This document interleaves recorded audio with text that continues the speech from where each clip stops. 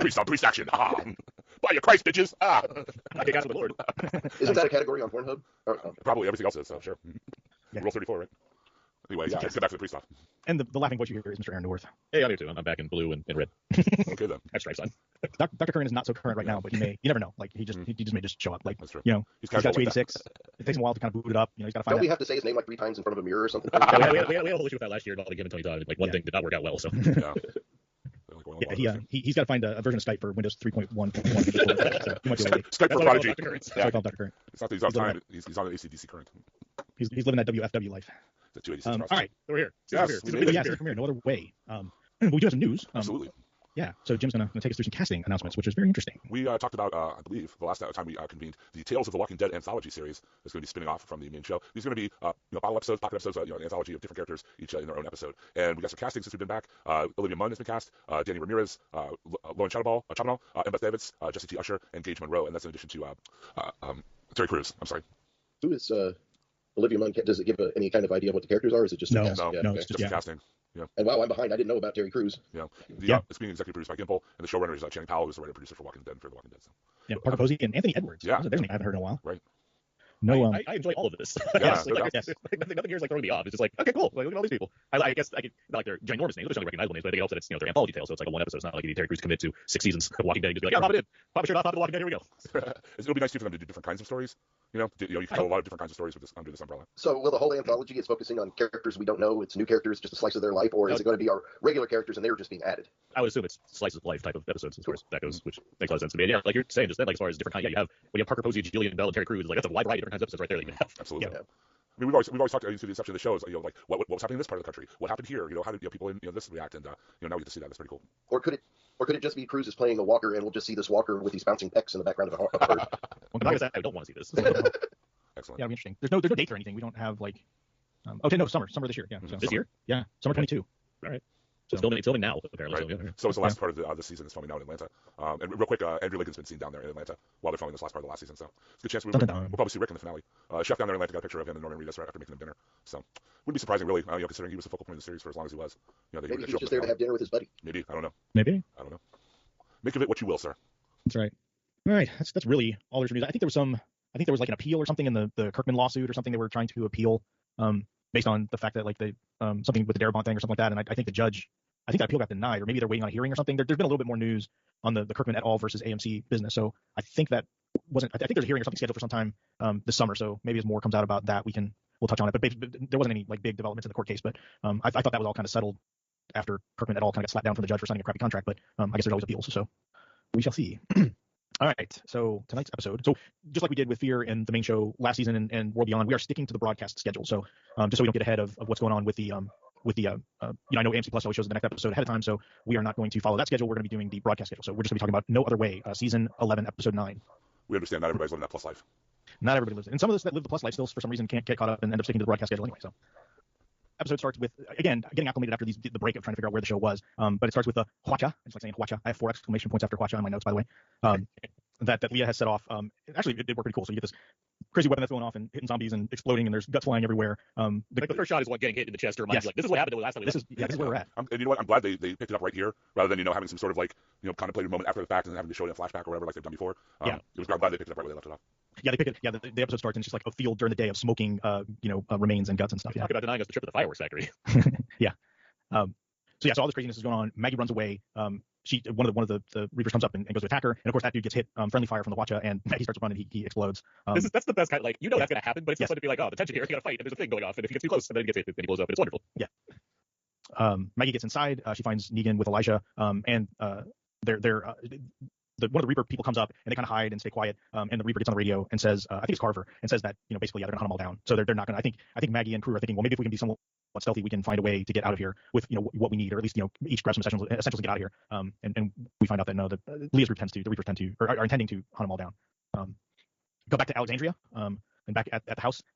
The gang is fighting again right where we left off. Right, there's a horde coming through the house. It's coming up the stairs. Rosita and her group are fighting the horde off the stairs, which seems like it's funny because obviously these things are probably taking place at the same time, but we're getting these cuts. So it was funny, like 20 minutes later into the episode, they cut back at Rosita and them are still on the staircase fighting these zombies. It's like, damn, how many of them are there? As big as the basement is, how many could you fit, right? Yeah. To be fair, it's like daytime during the storm, where it's like mostly night. watch Right. it. But yeah, I mean, all this is happening, and there's a lot of heads being hit. I believe Rosita like counts out fuck at one point. During all this. She does, yeah. It's just kind of funny, like when like your brain thinks that there's this much time elapsed, and you come back and it's like, oh, these people are still right where we left them last time. Usually you see that when there's quicker cuts, like when they're just kind of quick cutting, but these longer cuts. So it was just kind of funny. Well, there's a dramatic difference. Where it's like it's stormed, like they're one town over, it's storming. Yes. It's a huge storm, and they're fighting off zombies left and right. And meanwhile, it's Watch City over there, and it's like, oh, it's still a nice day eventually. That's fine. But I guess that's what it's like on the East Coast, storming in one city. Yeah. So we cut back to where we left Gracie and Judith, which they're in the basement. Basement filling up with water. They had to seal up the door because the walkers are attempting to come in, and they're kind of trapped down in the basement. So tension building down with Judith and Gracie. Now, what is their plan? Like they just put shovels against the door to stop the door from opening? That was their whole deal. I guess. I mean, and why are the walkers coming through the base? Like, seems like a lot of noise in the rest of the house. I'm like, they're not particularly making a bunch of noise. Like, why are they? Maybe they hear the water rushing into the basement making noise. Water everywhere. Yeah. True. It's a simple explanation, Aaron. It was in the script. Yes. Hello. I'm just saying, it looks like Judith and Gracie are having like a TikTok dance off downstairs. I don't think the walkers are exactly going to rush into the basement for no reason. Yeah, I had the same thought. I'm like, yeah, well, if they're not making any noise down there, why are they coming that way? I guess the plan. Well, I mean, I'm sure they weren't thinking, but I guess the plan at some point was if they could hold them off long enough, the water would rise in the basement enough for them to get the window open, and they could just come out the window. But, yeah. But anyway, yeah. That seems like the only reasonable plan from what they were doing. Yeah, the other plan was just the door won't open and they'll be fine until somebody rescues them. Yeah. Fun fact though, I watched a little behind the scenes thing at the end of the episode. Yeah. That whole basement set was done like they set up like a trailer, an enclosed trailer, and did it very climate controlled and everything. So they said like that they kept the water very warm and the temperature very warm, so nobody was like cold or stuff. Because obviously they're working with children. They were kids. Yeah, if it was older actors, they'd be like, "Fuck y'all, have a blanket." Deal, bitches. Everybody's all pruned up because they've been in the tank for a 14-hour film day. Whereas it'd be like Titanic, where they're just like, "No, we're just cold now." Yes. That's what we're doing. Yeah. That was cool. They kind of showed it from the outside. How they had it all it was literally like they had tarps draped over the thing, and how they had it set up on the inside. And yeah, there were just people all over the place, working with them and stuff. It was pretty cool to kind of see that it wasn't like a soundstage or anything. It was literally like out in the middle of where they're filming everything else. Like they just constructed this thing and set it up. Now, didn't Judith lose her sword? She dropped it. She drops it eventually. Yeah. And then later when. Never mind. That's in the next episode. I'll save that question. That's why I didn't get. I had plus, but that's why I didn't get ahead. So I wouldn't do the same thing. I wasn't sure if it was a plus thing or if it was they were airing 2 episodes, so I went ahead and watched it. So. Yeah, I haven't seen the episode yet, but I'm pretty sure the idea is she picked it up eventually. But I mean, that's another episode. I thought that basement was all crashed in. And no. I'm just gonna leave in the basement forever. We gotta get out eventually. Well, yeah, that's our basement full of walkers. It's gonna be smell. It's like an ant farm, just failure. At that point, you might as well just back a cement truck up and just be done with it. I watched that. The episode really cool.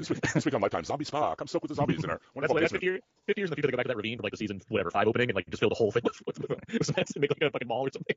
That'd be awesome. All right, so we cut over to Aaron, Jerry, Carol, Magna, Connie, and Tracy, and they're kind of shoring things up outside. So when we kind of left it last season, they kind of split off to go shore up the fences and to get everything set up because they knew if the walls collapsed, then they're completely hosed. So Aaron, wants them to go. So they're worried that if the windmill fire isn't contained, it's going to collapse, and if it collapses on the wall, then they're done because it would cause too much damage and there'd be too much stuff in the way. There's no way they'd be able to clear it all and fix the wall. So they do that. Meanwhile, Aaron hears like the high pitched whistle, which is like a signal for them, which actually made a lot of sense that they would do things like this because obviously you don't have cell phones, you don't have any kind of way to really communicate that kind of thing, even with radios, batteries and everything else. So it was kind of cool to see they just went old school with it and they just have these high pitched whistles that are loud that the sound will carry. So Aaron kind of directs them off to go do their thing, and Aaron goes to find out who's in trouble. Gabriel is hiding out, and then he's getting shot at, and then Daryl goes after the guy going after Gabriel. That was Carver, right? That Daryl. Yeah. Wait, in the room? No, because he gets hit. No, Carver's at the end. Carver's the main. Carver's the dick. Yeah, right. Yeah, this guy gets as opposed to the rest of the Reavers that were not. Yeah, the nice dude. The other Reaper's super cool. Yeah, this is like what, Jensen maybe or something? I don't know. No, not Jensen, because Jensen is the one that Gabriel kills. Okay, all right. And who cares? They're all dying. We're never going to see these characters. Yeah. Daryl ends up getting killed in the kindergarten room. That's what happens to him. Yeah, but he actually gets a good hit on Daryl with the machete. Like he stabs Daryl with the machete, and then Daryl's able to kind of stab him. And get close. Yeah. And at that point, I just like that it was in a classroom. It was just like little chairs and stuff like that. Yeah. But all this he hides behind one of those preschool blackboards too. Yes. Yeah. Yeah. So this guy's not quite dead yet. So Daryl covers his mouth. He hears them coming, and then he obviously kills him, puts him down, hide behind the chalkboard, and the rest of them just kind of walk on through, and he's able to kind of sneak out the back. These Reapers are they can't just check a room. They can't do anything right except but they're really good at fighting. Yes, that's what they do. Yeah, it's funny. It was Angela Kang was like, man, these are the most fierce fighters that our heroes have ever seen in anywhere. I'm just like, oh, okay, all right, sure. Daryl and his ragtag group of farm folk were able to take him out, but I guess yeah. Remember Maggie's combat training on the farm? Yeah, sure. Yeah. I mean, it's the same with like the previous part of the season, right? Where like every single one of them is hiding under the floorboards, and the Reapers just don't find them because Daryl's like standing on a carpet. So it's like, oh, okay, I guess they're not here. Right. They're terrible. Like these guys are commandos. They're terrible situational awareness apparently. But when you want your child to a fight, though, don't mess with these guys in the hallway. Don't mess with them. Don't mess you up there. They're like the guards in Metal Gear Solid or something. They're just not paying attention. Why are their legs under that blackboard? I don't know. Forget about it. There's like 60 cardboard boxes in here. Probably should check under any of them though. Nah. Who hides in cardboard? Come on. Apparently, funny enough, Norman Reedus actually has a cardboard. Death Stranding. Yes. So we get Aaron and the spike hand to the rescue. He's able to punch out the window. There's that really cool moment where he just kind of jumps through and whacks that walker, smack in the head, crushes it. He gets Gracie and Judith out, and then we get the water walkers where there's just a bunch of. That was just a really cool. It was very well done. Like I would say, that a lot of the action. Who directed? Did Nick Carradine? No, this is John Amiel that directed it. Yeah, there's pretty good. there's a pretty good special. job. Oh, I'm sorry. That's a special kind of gross. Those water walkers. I like the way they Yeah, water walkers. they implement them to the point where you're just like, ugh, you can almost like smell the ick. It was well done. Yeah, he's done a bunch of directing, but this is his first Walking Dead. Most importantly, Russ, he directed the film The Core, which rules. So Oh, that was wow, all yeah. Oh my god, the one with Hilary Swank. Oh my Yeah, god. straight. Yeah, The Core rocks. And so Johnny Deal directed this episode because I saw the name. I'm like, I know what's happening here. I was really happy. I don't think I've seen Core. Oh man, Coming out on Shout Factory Blu-ray soon, so get ready. I'll be tweeting about it. it's like Aaron Eckhart, right? Aaron Eckhart. It's got a great. Aaron Eckhart, like Delroy Lindo, Stanley Tucci, but DJ Qualls, Bruce Greenwood, I think is probably amazing being there. They got to take Should have been. the Earth's core is stopped, and they got to restart the core. It's certainly a movie. Oh, so it's a true to life series. Yes. Yeah. It has Delroy Lindo inventing unobtainium before Avatar made cool. Cool. It's Richard Wait, Jenkins. that's the core. It's Richard. Oh yeah, Bruce Greenwood is in it. Yeah. Bruce Greenwood, there you go. Ah. And Glenn Morshower, of course, is an Glenn FBI Morshower, agent. yes, He always plays some sort of okay. government official. Glenn The Morshower. core rocks. I'm a huge fan of the core. All right. Back to the show. We'll get back to old. We'll get to our core commentary next time. Yes. That'll be the bonus episode. So yeah, it was a really cool scene with them in the water and trying to build tension and Aaron being able to get out, and eventually he crushes that walker's skull under the water that has him pinned down, which was a pretty cool thing where he just literally When he first gets in and he goes like rage mode, he like knocks one out in slow motion. I was like, yeah, let's see this go on. it was well done. If you're gonna have a mace for a hand, use it. Yeah. It does feel a bit like I guess we're not there yet, or when he gets out of the room, but it does feel like the guy like ran out of money. Yes. It's just like, and then he gets out. Like that's the end of that scenario. There's no something no. to do with the tank. Like I just figured that she kept they couldn't quite get the stunt down to have her pull him up out of the That's window. what I'm saying. It's just like they ran out of money. Like that. It's like you get the idea. There's a rope you pulled out. Like okay, we don't need to see that. so there's a lot of church stuff going on in this episode. Well, I mean, two parts. There's this one. So Gabriel makes it into the church. Priest off. Meets the priest off. Meets up with the preacher from a couple episodes back. And the preacher even says like I knew they kind of have this moment with each other where he knows that he was at watching him at the cemetery. And then so they kind of even though they kind of have their discussion like Gabriel's not having it. He knows that is I can't remember, is it here that he kills him, or is there another No, character? it's here. It's just a long sequence. Yeah. With them back where he's trying, basically the priest guy, evil priest, is trying to talk to Gabriel about how you don't see God anymore, do you? I do. And Gabriel's like, well, how can you justify all this? Yeah. How can you justify all this? It's like, well, no, I don't question it. I just do it. And he gets the whole time I'm sitting there thinking, Gabriel is not buying this for a second. The second he is disarmed, he's gonna stab this man because that is what he does. That's what he is now. But he's still get a long sequence, and Gabriel's convincingly putting on this like, oh, I'm challenging my faith here once again. Well, it ends with a nice punctuating line too, like the Reaper preacher's like, no one is above saving, and then Gabriel says, I don't believe that, and then stabs him. Yeah, there you go. Also, Reaper Preacher, that's Cool. definitely what we should be calling him the whole time. Yeah. Yes. That's my new 80s hair metal cover band. Reaper Preacher. Reaper preacher. I have to reiterate yet again that I enjoy the TV Gabriel so much more than the comic Gabriel. They've done so much with that character. Oh yeah. So we cut back to Negan, Maggie, and Elijah, and this is where Carver comes in. And so Carver attacks him, and our crew's a little kind of worse for the wear. He gets a little bit of the better of him, and then Negan comes up, throws sand in his face, and knocks him out with a bell. It's hilarious. Well, ding ding. Ding ding. There's this whole protracted fight scene, like, oh, he's getting the better. Oh, and all of a sudden, Negan's just like, please. It's because I've been playing Sifu on PlayStation. Oh, nice. Which is kicking my ass, but I'm like, it has like lots of like old boy inspired hallway fights. Yes. It's like, oh, cool, hallway fight out of like this or that or Daredevil or whatever. It's like, Jesus, he's taking these guys to town. This is the worst Reaper. Yeah, they get their asses handed to them. But so the magic of sand. Yeah, just something about the bell. Like it was just really funny that he just picks up this bell and just knocks him out. In the after episode thing, Angela Kang seemed to really have enjoyed that as well. Yeah, she made a point of saying like I don't think we've ever seen anybody use a bell. And goes in this whole thing like, yeah, it makes sense why Maggie would have the bell because they would old school need to use it to warn off if they're in a before school. coming. Yeah, that's There would it. be bells all over that place. You would think. Anyway, just kind of And the funny. sand is like for fire, right? Like the sand is to put out fires. Like that's what the things are. It's Yeah. like a fire safety thing. Yeah. So Maggie's about to go over and kill Carver, and Daryl comes up and stops her, and he wants to use Carver as leverage to get them out of there because he knows that they can use him. And Elijah is not too happy about it because he knows that Carver and the rest of them have killed their friends. Yep. It was his and sister, too, family. right? His Yeah, Sister yeah. Josephine. Yeah. Her name was Josephine. I'll say this about it. Like, sure, I get it. Like, that's sad. It's not like these Reapers have like just killed her. They killed a whole ton of people. Like, we can't just be stopping our tracks just to get some revenge right now. We gotta like fight this thing out. It's terrible. But Josephine. Yes. Beloved character Josephine. I mean, Elijah's just like beat up his whole episode. He can barely walk. He's like, Yeah. like, I get it, guy. You're just pissed off. We're all pissed off. Did you see that watcha? Like, everything's terrible right now. Every time you hear the word watch, I take a shot. So Daryl picks up the radio, reaches out to Leah, wants to cut a deal. We come back and here's my notes. My notes is Rosita's still on the stairs. So this is my note here. So they're still trying to hold back the horde. Because again, obviously this all of this stuff is taking place at the same time. Aaron's trying to get out of the basement as there's more and more of the walkers that are coming downstairs. And Leah's able to go get a rope and get him out. And so we see she's like, hold on, I'll be right back. And the next thing you know, he's just getting pulled. He does underplay. He underplays a. I'm not going anywhere. Is this when he does that Spider-Man stuff on the top of the Yeah, basement? Yeah, he's holding onto that pipe or whatever. Yeah, the beam or what? Yeah. Trying to stay ahead. So it is kind of funny because it's like, wait a minute, he's holding onto this beam above so he doesn't like go down the water where these walkers are. No, And the next thing with you know, one he's pulled, with one hand. And the next thing you know, he's out of the basement, people on this rope. So it's a bit of Which can't be easy given that he has again one hand to hold onto a rope like that in water. And maybe I missed something, but wasn't there something wrong with that pipe? Didn't Judith say when they were trying to figure out what to do when they first got down there and the walkers were coming down and they looked at the pipe and something? I thought she said something about it's not safe or something. I mean, I they're don't recall. not tall enough anyway. They're not giving them a pipe. But I mean, I know you're saying like if they wanted to extend the drama and be like, oh, the pipe could break any second, that's something. But Yeah. I was it's just trouble. I was waiting for that. I was like, please don't do the trope of the pipe isn't going to hold me. It's going to fall. But no, they didn't do that. There's too much like him having beast mode and saving Grace. It'd be too much to be like, and we kill him at the end of it. It's like, come on. Yeah, exactly. Let's get out of there. All right, so we come back to Daryl and group, and they start the bargain for Carver. So they bring him outside. This plan was terrible. Yeah. Very much so. Like, Daryl's On both plan, sides. like, here, how about we? Well, assume they're not covering us, even though they've proven they have snipers, all kinds of weapons. We'll all four of us just walk to this one spot. I'll walk out. You guys say 3 feet behind me. I'll just assume I get the plan negotiated properly. Yeah, we go have a day. Yeah. Daryl's Well, I mean, Somebody, open maybe, square. somebody stop Daryl from watching all those Wile E. Coyote cartoons. Yeah. Daryl's like, it's We're all gonna cool. stand in this open square with tall buildings surrounding us. Yeah. like when Leia's like, call out your people. They're like, yeah, they're right there. Like, just pop your heads out. Like, it's Yeah. hiding. There's only like what 4 people on each side now, right? Yeah. Yeah. And plus he's But going they're out. hiding behind a plant. Exactly. Yes. Yes. How not to be seen. So Leah calls out the sniper to fire a warning shot, which is cool because I'm assuming that was Gabriel the whole time. That it wasn't just like Yeah. Gabriel, I think Gabriel's playing along just to kind of get him into a spot. Elijah moves in, and then the next thing you know, Carver gets shot. Elijah's plan of, I guess I'll just hobble to him and just try to make my point known. Yeah. Meanwhile, Carver's sitting there like, for me, it was Tuesday. Like, he doesn't give a fuck about this guy. He's like, whatever. Yeah. I'm sorry, you're just your dad. And isn't this where she's like Jensen, and then Gabriel gets on the radio, he's like, I'm not Jensen. No, You can Jensen call here. me- You can call me Gabriel. He's like- his own name. Yeah, what did you like Schwarzenegger and like Stallone in like an 80s like action movie? Like, And that- itself is just funny. That shit-eating grin that covers Negan's face when he hears that. Is Yeah. awesome. because he's been waiting for her. He knows Gabriel's kind of going to a different place. So Maggie says, hey, she would have picked him off. But first off, Leah's like, we still have the same deal. Yeah. Made me laugh. Like, you were just gonna execute all of us. You're asking for the same deal back. Come on. you can get your people, you drop your weapons, get your people, and just get out of here. And Maggie looks over to Negan, and Negan goes, well, you know what I think. Because at this point, you can tell the wheels are turning inside Maggie's head. Like, Oh, yeah. she's not letting this go. So of course they start to go away. Or should she? Like, she's Right. like in the state of things. Like, that's the right line of thinking. It's not like they're just like a random group of people. It's fucking commandos that are gonna go for revenge whenever they can. Exactly, that's the thing. Like they're gonna come back. So of course Maggie walks off, shoots all three of them, kind of wings Leah, but kills the other two. Shoots the other two In the head.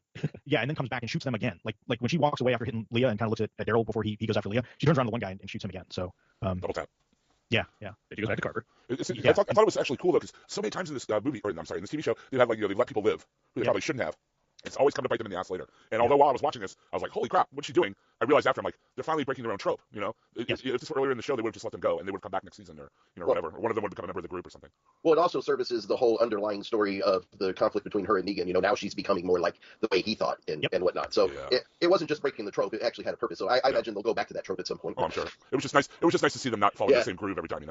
Yeah. And again, I think they kind of put an extra exclamation on this thing when she goes to shoot Carver and the gun's empty. So of course, what does she have to do? She has to go grab Elijah's scythe weapon and raise it over her head and slam it down onto Carver, which again, very evocative of Negan style of I'm going to take this blunt instrument and beat you to death with it. So let's back up a bit though, because I get that there's a line you can draw between the two. Like the show's obviously hitting at that, but it's not like Negan was like only killing like tough guys that were beating the shit out of his people. No, he was a terrible person, like involved with like question. things. He was. Yeah, but I mean, the whole point here is there's a certain line that our group, the leaders in our group in all 11 seasons, just would not cross. God damn it. And especially after encountering Negan. Well, so many times Rick came so close to it and everything else.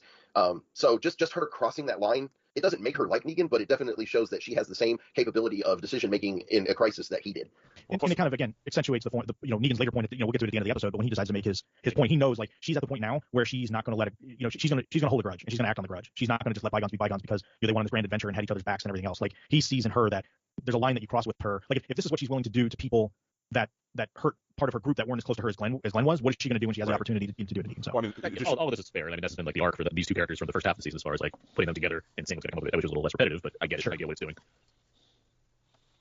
Jim, you were going to say? no, I'm good. So Daryl goes after Leah and kind of finds her, but she's She's obviously in a cardboard box. So. she's in a cardboard box hiding, so you can't find her. And then he knows she's there, and he tells her like, "Go before I change my mind." And then he walks off. Yeah, that's probably not going to come back. Oh, see, there you go, Jim. The trope came back in the same episode. Wow. Yeah. But wait. I mean, you can call it trope, but it does inform who Daryl is, right? Because as far as Maggie's going in the other direction, Daryl's I wouldn't necessarily softening. Well, I mean, softening in the case of he has connections now compared to being the loner that he used to be. Yes. This is something that he probably wouldn't hesitate in the past because it's someone that's special to him. It complicates the matter as far as him. It's not just Beta who's looking to stab in the face. It's like, no, this is somebody I care about. I can't just kill her. I gotta make some kind of concession. Plus, Yeah, I mean, this is something that. Go ahead. I was gonna say, as weird as it sounds, I don't think Daryl would shoot somebody in the back like that after negotiating. You know what I mean? No. I think that's not a line he would cross, whereas Maggie went right for it. And absolutely, that totally informs what happens later with, like you said, Russ with Negan and everything, Maggie.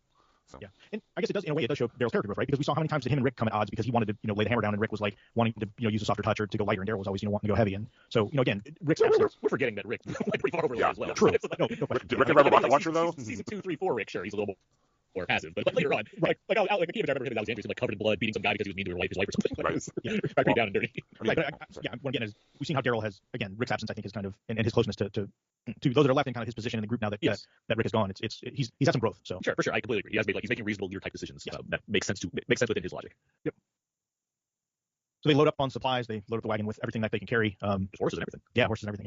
Yeah. Maggie goes back to the church to go get Alden, and hopefully he's to go check on him. Again, another church. I mean, obviously we've been to this church before when they left Alden here in the first place, but again, two kind of pivotal scenes. One with Gabriel, one with Maggie in the church in this episode. And of course they kind of try and ramp up the tension where she everything's very quiet. They're still. She goes in, comes across one walker that's there. Well, I mean, it's a Reaper, right? Like the walker. I wasn't sure. I thought it was a Reaper. Like makes sense. Alden was able to kill a Reaper before he yeah, died. that totally makes sense. It looked like it was a guy that was decked out in like military gear, not just like a random walker. That makes sense. Yeah. And I mean, as soon as you see him floating around inside there, still.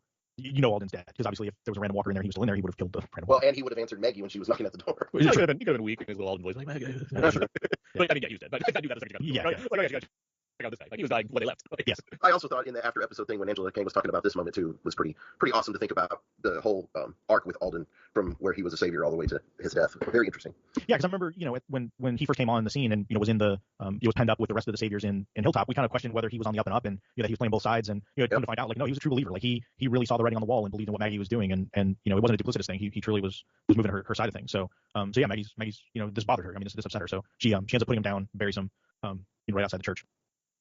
Yeah, I mean, he was a guy that was on this show, that's for sure. Like, I mean, honestly, like that puts it very well, Aaron. That's exactly what I was thinking. He's like, I mean, he was on there, all right. Like, I recognize that yes, he was a savior that turned around. They cast a soft white boy in there, so it never really seemed to occur to me that he would be duplicitous. It just seemed like he's the kind of guy that they're cast purposely, so he just seemed like a guy that would come around. But like he was involved, he helped out occasionally, he had opinions, and then he died. Like there's not much about Alden besides like him saying the things going on in the plot that made him much of a character. So it's like okay, that's sad, I guess. At the same time, but it's like the scheme of things. I don't think there'll be an Alden action figure. Probably not really. There'll be like the 499 action figure, not like there'll be a Todd McFarlane toy. He'll be at the side panel signing autographs. He won't be on stage. That's right. Yeah. Get the huge plastic on the stage. I really into this guy. He seems like a very nice guy. I've seen him in some movies. He's fine. He's on listening to the podcast now and he's shedding a tear. He's Australian, right? So he's probably a nice guy by default. Like I mean, it's fine. He's, why is Aaron coming at me like that? Oh my god. Yeah. You know what? I'll give him this. He was in the movie. One of my first movies I ever wrote, Rob Rider, called Flipped. So there you go. Good job. There. So she's burying Alden and Negan comes up and he's got at first they try and maybe build up a little tension because Negan has that. Yeah, and he has is it a machete or a knife or something? He has. I thought it was just a lead pipe. I thought it was a pipe or a bat. But yeah, he drops it down. I mean, they're clearly going because they have the shot held at Maggie's side the whole time, so it seems like she's about to, she could throw a knife at him if he tries to attack her. Like, they're clearly playing out the standoff thing, but and she even like once they flip the angle, she kind of looks when she sees he's there with that piping on, she kind of reaches off to the side or whatever, like she's like, okay, it's gonna go down maybe. And he basically tells her like, hey, it's just a matter of time before you come at me the way you went at them. Like, he's convinced that there's not gonna be any other way, and he's not gonna live like that. So he's not gonna give her the chance. He's like, I'm going my own way and I'm leaving. So he just turns around and walks on off. Which I thought was pretty cool because I think we talked about it in the last, in part A, right, where it's like, oh man, if this is just gonna be 16 or 18 episodes of like they're enemies, they're friends, just like this constant like push pull of the two of them, either two things. One, if they tried to make it so that they made amends and now they're buddy, like that's disingenuous. And if it's just a constant like the two of them not trusting each other but having to be thrown in situations where they have to trust each other, like that's gonna get old too. Like it was getting old watching this half of the season. So yes, exactly, yeah, I agree. And also Jeffrey Morgan is and honestly Lydia still they're like the best actors on the show, right? So it's like put them all with other people. Let's mix it up, see what else he can do. Put him with Ezekiel for a while. Why not? Like I don't know, like, give him somewhere else to interact with for a bit. Yeah, he gets his own spin-off show called That's So Negan. That's so Negan. He becomes a fortune teller also. So yeah, so he just kind of goes his own way. So it kind of makes sense. It totally makes sense for the character, though. I mean, when you think about it, because I mean, Maggie killed those guys, shot in the back because of her, associated friends. This guy, all the stuff he did to Glenn and everything. It's like Aaron said, it'd been going on too long that she, would realistically that character would let him live for that. You know what I mean? And I think it's the fact that that she shot them in the back. Like they were running away, and she went after them to shoot them in the back. Right. So like I know what we're saying as far as like that's pretty rough. These were terrible people. It's not even like they were like the nice looking Reapers. These were like the big towering 6-foot guys. It's like she had the opportunity to shoot him in the face. Like sure, I guess. And she didn't take. No, I mean, like it's one thing. I know what you're saying. Like there's an extreme approach. I get all this. It's just like my level of remorse and my like the shock that I have was lessened by the fact that these Reapers weren't just like random folks or whatnot. They're these tactical commando dude bros that like I totally need to see get shot in the back or else like God, like they were these guys. Yeah, no, I'm with you. But yeah, from a character standpoint, she's totally crossed her line, and Negan's seen, she's seen what's the saying, she's seen the forest for the trees, and he's like, I'm out of here. Like, yeah.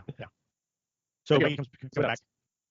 Well, I'm sorry. Sorry. Well, we'll see what happens. I am curious what happens with Negan, like where he goes. Yes. Like, I don't think we haven't talked about the comics at all, but like, I'm sure Negan will be around still in some capacity. Old man Negan. That'll be the spinoff. Old man Negan. Negan and the Bear. He starts a trucking company. Nice. So Gabriel and Daryl are by the fire and have a little bit of chat between the two of them. Maggie comes back and tells him, Gabriel asks about Alden, and Maggie kind of shrugs her head and they say something about Negan, and she's like, no, he's gone, he left. So that's that.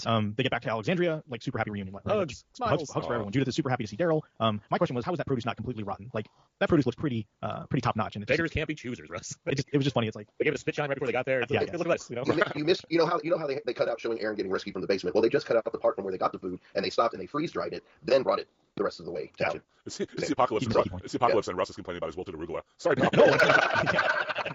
What I'm saying is it wasn't wilted. Like, how is it not wilted? That stuff looked like grade A produce. The Reapers were also amazing horticulturists. I don't know what you're asking. Absolutely. Hydroponics were on point. Yeah, you didn't see all the green rooms they had at the back of the school.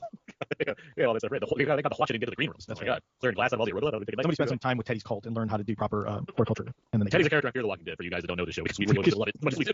Yes, It's pretty good. Do we love it? we do. Where it is right now, yes. We do. We do. And it was really great to see Connie and Daryl, right? Like the two of them, Of course, yeah, reuniting, and he's like, it's funny. Daryl's like, I have so many questions for you, and I was like, question number 1, do you have Kevin Feige's number? Will it be the Turtles too? Yeah. Where you go next? You're in space.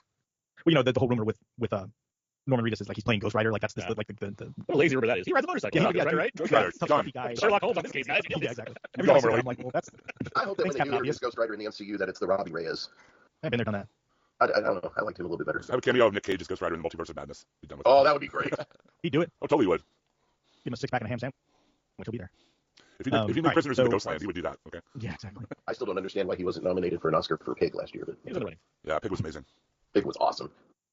All these reunions happen. Yes, the Connie and Daryl one, that's a big one because it's like, hey, you've been gone for a while. I'm looking for you. Now you're back. That's great. Again, there's a bit because it's not all. Everybody's pretty happy, but you do see a point where Lydia doesn't get to see Negan. He's like, "Where's Negan at?" And it's like it's such a slight moment, but it emphasizes how good these actors are. Where I'm like, that's a good relationship on the show, and I feel for the fact that he's not there and she feels upset about that. Like that's just like a tiny bit that I appreciated.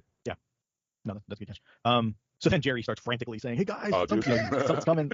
And It's the most Gary convenient moment. plot points. Yes. I Yeah, love the look on Gabriel's face here. Like, can I just have Yeah, a minute, it's like please? seriously. So of course they turn around and we see him coming up, and it is the Commonwealth soldiers that are approaching. And everybody's kind of lined up on the wall and they're ready to square off. And of course here comes Eugene running up. Rushing up for Yeah. the discount stormtroopers. Like, hold on, guys. Hold on, it's wait. me, it's me, Eugene. And then of course he gives that great speech. Like when they all come in, it's like he talks about what happened, and of course Lance is with him. Eugene is crushing it. Is that like Yeah. he's in this episode for 2 minutes, and he's Yes. like, by the way, I know it's been a real downer. There's been a lot of like intense stuff happening. Let me just like do my type 5 real now. Do my speech. But the best possible thing he does is when he introduces Lance, and then he gives a little. Yes. It's like that's like a top 5 anything ever Eugene's done funny moment for me. I cracked up laughing watching the episode. I never crack up watching the show. It's just not very funny. But Eugene like killed me at that bit. Yeah. And of course Josh Hamilton killed it as Lance. It's just like that used car salesman-y, like he's got a motive like thing going on, which is great. And he offers him a choice. He's like, hey, we have resources. We can bring a crew. We'll fix up all your stuff. We'll get you back on your feet. Or you can be a part of something more interesting. So it's like, it's like pretty Monty Hall here. It's like door number 1, door number 2. Which I thought was great. And And then then, Monty Hall reference for you Yes. years out there enjoying the Walking Dead. There used to be a show called Wayne Let's Make a Deal. yes, Wayne Brady was not the first host of Let's Make a Deal. You know who Wayne Brady? Wayne Brady is a character, Wayne is a Brady's gonna character have actor to and try to comedian. Yes. That was a Uh, reference to the Chappelle show from. Yeah, yes. You can't talk about the show. He's been canceled. Oh, Forgot about that. Sorry. Your references are over. We're done. No. So then interesting choice with this episode. We get a 6 month later at the very end of the episode, and we got a real tight close up on Maggie. The camera kind of pans a little bit, and we see she's at the hilltop. Yeah, that got me up right at the hilltop. Yeah, I was like, whoa! I had to rewind it and go, was that the hilltop? And sure, you see the the big mansion thing in the background. Well, to be So fair, it it's was what was left of the hilltop because it looked pretty beat up and done. cool. But I mean, clearly they're They didn't take care of it like they did the vegetables. no. So then we see, of course, a bunch of Commonwealth troops march on up to it, and Maggie says it doesn't have to be like this. And of course, Daryl takes the helmet off, or somebody takes the helmet off. It's Daryl in his Commonwealth getup and says, What? yeah, it does. And I was like, whoa. I didn't Yeah. like this part of it. I'm getting tired of TV shows fast forwarding to things and then going back because the next episode doesn't start 6 months later. No, and I didn't expect it would. I mean, I'm fine with it. It's just that it's a trope that's getting kind of old because it's being used a lot lately. It doesn't bother me just because it seems like a very final season thing to do as far as Yeah. like it gives you a level of tension to work up to where you don't know the parameters or context of any of this. It's not revealing much. It's a tease, obviously. But like I mean, for one thing, it's not like we're thinking Daryl and Maggie are gonna die in the next 10 episodes. So it's like it's not like it's spoiling anything for me. But as far as like setting up some kind of story, like it certainly has me curious. It's not like if they didn't do this, I wouldn't be curious. But at the same time, it intrigued me as far as like what could possibly happen where Daryl of all people is the head of the stormtroopers on the Commonwealth. Yeah. Well, and I think that that one of the things it does is, I mean, we're all in, right? Like we're gonna watch. We're all in. For We are? somebody that- This is not the last episode of the WTV podcast. I thought we were gonna have yeah, this. exactly. But for casual people watching or whatever, like this is the kind of thing at the end that just kind of is like, oh, gives you a little bit of a hook to kind of Sure, yeah. come back and find out. So this show hasn't been egregious with using that kind of storytelling. I mean, they've done it. Obviously, they've done time stuff before, maybe not this extreme where they I guess the one They've time done stuff jumps more than anything. Like Yeah, we they've stayed hard jump, jumps, not just like I don't know. I just thought it would be if that's the direction they were going. I would have rather have been surprised discovering this rift forming along the way rather than hey, guess what? 6 months from now they're going to be at odds. Watch for it. Well, Chubbs, I mean, you got there's gonna be other surprises that you can look forward to. Maybe it's not a rift at all. Oh yeah. Well, for those that haven't watched the next episode, there are surprises. They're throwing a surprise birthday party. Yeah. This is just like You're not too far off, Jim. And we don't even know what this is going to be. We don't know if this is going to be the end of this half season. There's still a third part of the season. Like, there could be a number of things going on. I took it as this is like, I mean, I could be totally wrong, but I took it this is like the end. Like The this all is- end all? Yeah. The last stand. Yeah, this will either start the third part Part 3. three. Yeah. The So- the Goldfinger, Countdown. Rainbow 3, Rocky 3, the Live Free or Die Harder. Godzilla versus with a Vengeance, part 3, All right, before it completely falls off the rails. Joss 3D, Walking Dead Forever, Walking Dead. All right, so that's the end of the episode. the search for Rick. I'm done. Are you sure? Yeah, I'm done. Okay. Rick in Africa. Walking Dead in space. That's a Shaft joke. I just went for it. I know, man. That's Yeah, deep yeah. cut, man. Deep cut. Listeners don't. I need to make sure they're aware. When they WB3, call Too it Fast, school Too or Furious. watching TV podcast, they'll know the reference. We have to put Two- notes on the Facebook page. Because school kids listen to the Walking Dead TV podcast. To Walking to Dead. Is it weird that somebody listens to this podcast that have like graduated college at this point? That's gotta be a thing, right? There's gotta be some listeners that have like gone through college listening to our bullshit. This podcast has been going for what? Well, 12 they're going for years 10 years, so Yeah, so they have like jobs. And somebody could be like doctor. They could be like they could have been just some dude, trying to score 6-packs and weed, after class, and now they they're save lives. now they have like a medical practice. But during all this, they stood by the Walking Dead TV now. podcast. And can afford for DoorDash to go get their 6-pack and weed. There you go. All right. So busters, how many busters we give it? Rich, I will let you go first since it's been so long since we've heard a buster from you. How many busters you give this one? I quite enjoyed it. There were some things that I had minor complaints about, but overall, I liked it. I really liked the payoff or not payoff, but the advancement of some of the cool story arcs that have been going on, especially the Negan Maggie one. I quite liked. The Priest-off was interesting. I'd say 3.5. Wow. Aaron? I like this a lot, actually. I was like, I had little anticipation as far as like, oh, well, he does that. I didn't really like it until I just kind of realized, oh, it's premiering. I have to actually watch it. And I jumped on, and I mean, these are the fun action type episodes, and I thought it really delivered. I liked all the action taking place. It was suspenseful at times when it needed to be. There was some character stuff I enjoyed. I like Crazy Gabriel just because I don't know what's gonna happen with this guy, but I just enjoy him taking out his vengeance. And yeah, like whatever minor nitpicks I have, it didn't take away from how much I was enjoying this as far as what a Walking Dead episode could be. So I'm like a 4.5 busters. I thought this was pretty great. Yeah. Jim? I give it a solid 4. I really liked that things actually happened. Like Aaron said, it had a lot of good action and things in it, rather than just plot and dialogue that we've seen a lot dominating some of these other episodes. Things were actually advanced along in the story, and a lot of there were surprises, there were twists. I thought the script was pretty well done. I love the Priest-off. I'm not so sure about the time jump thing either, Chubb. I'm like, why do that if you're not going to advance the whole story forward? But so that's disappointing. So I'm going to give it a solid 4. It was a good episode. I'm glad it came back strong. I'm with Aaron on this one. I'm gonna give it 4.5. I didn't have any real complaints. I thought the direction was good. I thought the action was good. I thought they did a good job of building tension at the right points. I think we're getting some really good character work from everybody. So yeah, I'm excited. I'm excited to see where things are going with this phase of the show as we're down to the final 17 or no 15 episodes. We can do math. Yes, 15 episodes, which is kind of crazy. Which is almost a full season. I mean, if a normal 6-episode season is pretty much a full deal. So, excelente. So that's what we thought. Those were our busters. Mr. Jim Dietz, did we get the Facebook group to participate this week? We did indeed. We had some old people, some old favorites chime in with their thoughts. We of course had the return of Mr. Yukiyoshi Sawada, so I'm glad I'm well hydrated. I'm going to get right into it. We start off with Mike Jones. Oh, by the way, if you too would like to chime in with your reviews and views of the current episodes of The Walking Dead show, go to the facebook.com/Walking Dead TV podcast. You can write it right there on the Facebook page, and I'll read it, and we can hear what you have to say. We start off with Mike Jones. 3 flooded basements out of 5 for me. It was just okay, not really great. The best part was the ending and the 6 months later scene. Okay. Richard Chopper Cherry Charrington is back, everybody. 4 Eye in the Sky out of 5. Really enjoyed this episode. I thought it was a great mid-season opener. I must admit at the start, I thought Maggie was fighting Negan. I had to look twice. By the way, guys, Happy New Year. I'm a bit late. I know. I'm totally behind on Fear, so I haven't been listening to the podcast until I catch up. Well, please, Richard, come in and chime in on those when you do, because Fear's been really worth watching lately. And only then will we say Happy New Year back to you. Well, I'm not going to say that. Happy New Year to you, Richard. Aaron is a meanie. Yukiyoshi Sawada has chimed in with one of his films. Once again, thank you so much, Yukiyoshi. Can we please just get 5 minutes apiece out of 5? 1, so we're starting the end with a bang, eh? 2, they really are starving. Jerry has lost weight. 3, good ears on Aaron hearing that whistling in that storm. 4, this basement scene was great. I think the best we've seen of child acting on the show. Let's take a moment and clap for these girls' wizard performance. Outstanding. 5, Gabriel killing the priest was the right call. 10 years into ASF, which is after the sky fell. Remember that? That's a good callback, deep cut there. And you tell me God says it's cool to hang with these butchering readers. I guess I meant reapers. I guess you then mental and are hearing voices mate, or then you're a weak coward who's using God as an excuse. Either way, I'm knifing you, Father. 6, cool hanging with Aaron. This basement is very versatile. 7, Daryl, we're doing it wrong. We shouldn't be killing each other. Don't you see? We are the Walking Dead. Leah, oh wow, that was a pretty cool thing you just said. Did you get that off the back of an abruptly ended comic book? Daryl, I just came up with that right now off the top of my head. Maggie rolls her eyes. 8, Leah, we walk, you save your family, I save mine. Me, no, that's not how this works. You just can't claim to want to save your family after getting a pretty good offer to stop this, then decide to take a risk and try to snipe us, then after being at a disadvantage make a counteroffer. Basically, lady, you're way in over your head and you had no idea what you were doing. 9, Maggie did the right thing in the end. These guys came in, killed everyone, children included, hunt Maggie down, and then when they're at a disadvantage, they think they can just leave. They reap what they sow. I see what he did there. 10, we didn't expect Alden to make it, but man, at least he didn't let his killer leave either. Sadly, we all know this mission was a suicide run. We left with 8-ish, we came back with 4. 11, to be fair, Maggie didn't make that deal. Daryl did. 12, what would have been cooler for Daryl Trooper to reveal is if he also had a haircut. I have to say this was an excellent start to the end. I'm looking forward to the rest of this 10-year journey. Takes me with all of you. Madison Clark not in the show. Goodbye. And then Kevin Berry wrote in 4. I know how it feels to have a flooded basement in the Mid-Atlantic out of 5. I can nitpick, but I enjoyed all of this episode. If they can deliver this type of episode each week, then I'm excited for what is to come. And then finally, Eric Jackson chimed in 3.5 magical lassos out of 5. Loved everything with Maggie, Daryl, Negan, and Gabriel, but everything back on the ranch was meh. A couple of seasons ago, I think they overplayed Judith's badassery, and now it's like she's not much different from all the other kids, but with a blade on her back. And I'm okay with suspending disbelief, but how does Aaron hang on to a pipe and tie a really good knot with one hand? Maybe I missed something. LOL. Thanks everybody who chimed in. I really appreciate that. Again, come join the Facebook group, and every week put down your comments, give us your buster ratings, and we'll read them on the show. Indeed. Oh, also on the Facebook group, I'm very sorry. Aaron Newer's reviews of each episode that appear on WeLiveEntertainment.com are linked right there on the page. So they have returned. So as we have returned, so Aaron's write-ups. Excellent. Thanks everyone for listening. You can find me here, of course, at hhwld.com for this here podcast. And with the not present this evening, Dr. Current, Daryl Taylor, over at the Taylor Network podcast to listen to Gotham by Geeks, where we talk about Batman every week. It's a lot of fun. There's a lot of Batman comics out there to talk about. It turns out, and there's a movie coming around the corner, which I think had its premiere tonight. Super Pets coming in May. Yeah, dog. Yeah, Super Pets. Yeah, dog, indeed. I know. So yeah, check that out. So you can find me. Aaron, where can folks find you on the internet? You can find me in lots of places. I am writing for League of Entertainments, where my weekly Walking Dead reviews will appear for the next several weeks. I also write movie reviews there. I'm also on Life's of Blue, writing Blu-ray and Criterion reviews. I'm on Variety occasionally for some interview stuff, and I'm on Twitter at Aaron's PS4. Oh, and there's a podcast I host, Cloud Out Every Day. My friend Abe and I discuss new movies on a weekly basis. We also do commentary tracks and other fun stuff. Oscars are coming. We're going to have lots of Oscar-type fun, more than the Oscars themselves, because they decided to be terrible. But yeah, plenty of things on the way. Excellent. Jim? Well, you can catch me weekly on the Old Space Show on the BrandonPetersShow.com. We've been doing episode by episode watch of Space 1999. We're deep into season 2 now and almost done. The show has gotten goofier as it's gone on, and it's been a lot of fun, so check those out. They're a lot of fun to listen to as well.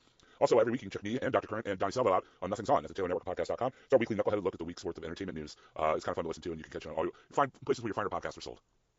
Excellent. Mr. Chuptoad, where can people find you? Stewing away. Pretty much on the socials at Chuptoad01. That's about it right now. Cool. Well, we will be back next week to talk about season 11, episode 10 of the show. So join us back here. Thanks everyone for listening. Again, Facebook group. If you want to send us an email, you can do it at wdtv@hhwled.com. If you don't do the Facebook thing, I'm happy to take your email and read it on the air if you would like us to do that. I haven't had an email in a while, so if anybody out there wants to do that, that'd be fantastic. So until there's no more room in hell and the dead walk the earth, remember, check your sub pumps. Walking Dead Tokyo Drift. Escape from the Walking Dead of the Apes. Walking Dead Electric Boogaloo. Walking Dead versus Mechagodzilla. Walking Dead of the Last Crusade. Plan 9 from The Walking Dead. Army of the Walking Dead. Hey, wait a minute. The Dead Ultimatum. Walking Dead Civil War. Citizen Rick, a Walking Dead movie. The Good, the Bad, and the Dead. Return of the Deadeye. Nice. The Walking Dead Rises. Walking Dead a Pussy. Dead Ragnarok. I'm just gonna fade this out. Walking Dead Love and Thunder. Walking Dead and the Prisoner of Azkaban. The Winter Zombie. Walking Dead Christmas Vacation.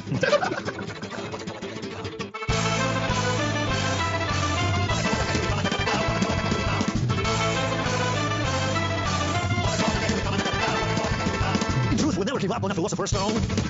I guess anything you want to do, you gotta do it on your own. For the love of you, for the love of me, for the love of everyone who's yet to get free. Borders are scars on the face of the planet, so heal away my alchemy man. Even Hades folds up the candle. We rise again. We rise again with a fistful of heart and a relic of future. What's that? We rise again with a fistful of heart and a relic of future. What's that? We rise again. La divide solo que cicatrices. La gente que te calle se roba tus raíces. Cuando no se ve, uno no puede rendirse.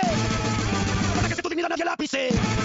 Borders are scars on the face of the planet, so heal away my alchemy man.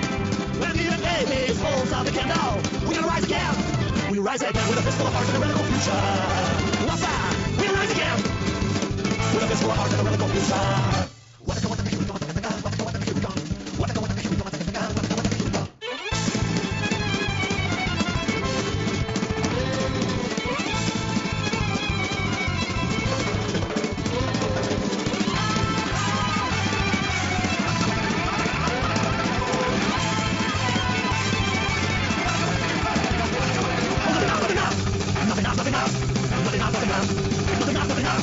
And even Hades holds out the candle. We gonna rise again.